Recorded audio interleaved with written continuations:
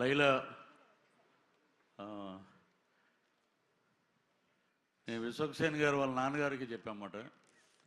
రామ్ చరణ్ గారి ఎంగేజ్మెంట్ అప్పుడు అది బాగా వైరల్ కూడా అయింది. అది అప్పుడు హీరో గారు వస్తున్నప్పుడు ఒక మాట చెప్పాము, ఇతను పెద్ద స్టార్ అవుతారండి ఫ్యూచర్లో అని చెప్పి. అలాగే అయ్యాడైనా. ఈ సినిమాలో వస్తున్నారు అనుకుంటా, వచ్చాక మాట్లాడితే బాగున్నాను.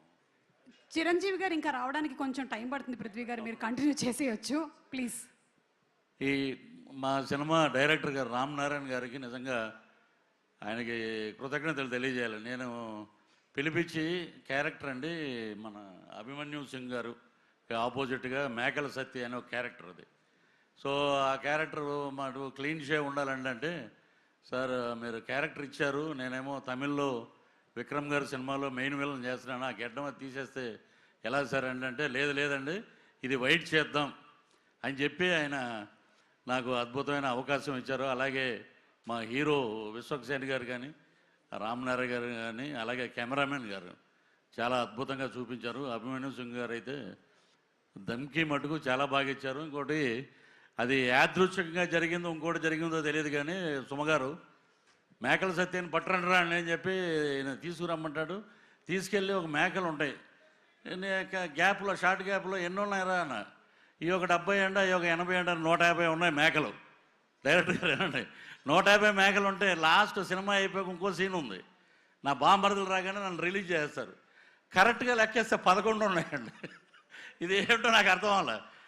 అలాగా మాకు అన్నీ అలాగా సినిమాలో బ్రహ్మాండమైన ఇన్సిడెంట్లు పెట్టారు.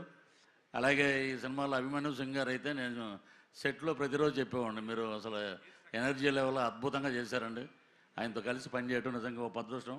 అలాగే విశ్వక్సేన్ గారు ఈ సినిమాలో ఆ లేడీ గెటప్లో 48 ఫ్రేమ్స్లో ఒక ఫైట్ ఉందమ్మా. మొత్తం సినిమా అంతా ఆ ఫైట్ అంతా అదే 48 ఫ్రేమ్స్లోనే అద్భుతం.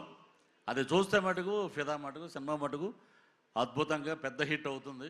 మాకు ఇచ్చిన అవకాశాన్ని వారికి మంచి భగవంతుడు ఆయురారోగ్య ఐశ్వర్యాలు, అలాగే డబ్బులు ఇవ్వాలని, బ్రహ్మాండమైన కలెక్షన్స్ రావాలని. మీరు అన్నట్టు కలెక్షన్ కింగ్ ఎదురుగుండానే ఉన్నారు అనిల్ గారు. నేను నిన్న కాకినాడ వెళ్ళి కాకినాడలో చూసిన సినిమా ఇప్పటికీ రిలీజ్ రోజున ఉన్న జనమే ఉన్నారు.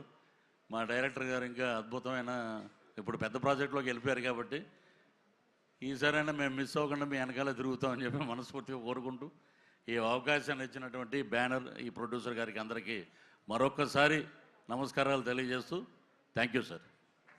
Thank you Prithvi garu. And Prithvi గారా ప్రణీత్ గారా ఎవరు మాట్లాడుతున్నారు? Sir please. Sir makeup మెటీరియల్స్లో